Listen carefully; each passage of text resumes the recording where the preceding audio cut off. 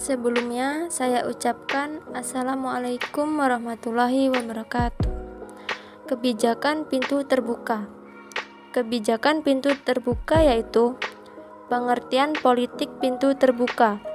Pengertian dari politik pintu terbuka adalah kebijakan politik di mana perekonomian Indonesia dibuka dengan pihak swasta untuk mendorong pertumbuhan ekonomi dan meningkatkan kesejahteraan. Seperti yang telah disebutkan sebelumnya, politik ini membuat Indonesia hanya bisa menjadi pengawas saja tanpa memiliki keterlibatan lebih lanjut dengan sistem politik dan pembangunan ekonomi yang dilaksanakan. Hal ini terjadi di Indonesia sekitar tahun 1860, di mana jenis politik batik slot atau pencarian keuntungan secara besar-besaran ditentang oleh beberapa pihak.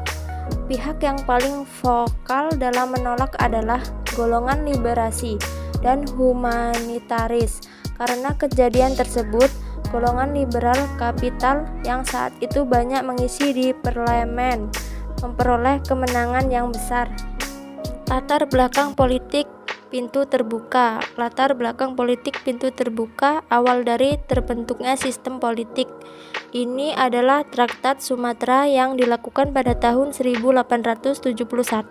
Dengan perjanjian tersebut, pihak Belanda bisa memperluas kekuasaan sampai wilayah Aceh. Inggris yang sudah termasuk dalam pihak yang berada dalam lingkup perjanjian tersebut meminta pembayaran dari Belanda, yakni dengan menerapkan sistem ekonomi liberal di wilayah Hindia Belanda yang saat itu meliputi wilayah Indonesia. Hal tersebut bukan tanpa alasan. Penggunaan politik pintu terbuka hampir serupa dengan sistem ekonomi liberal yang diajukan oleh Inggris.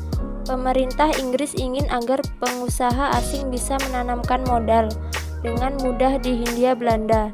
Selain itu, Inggris juga ingin menyebarkan ideologi kapitalisme dan liberalismenya ke seluruh dunia.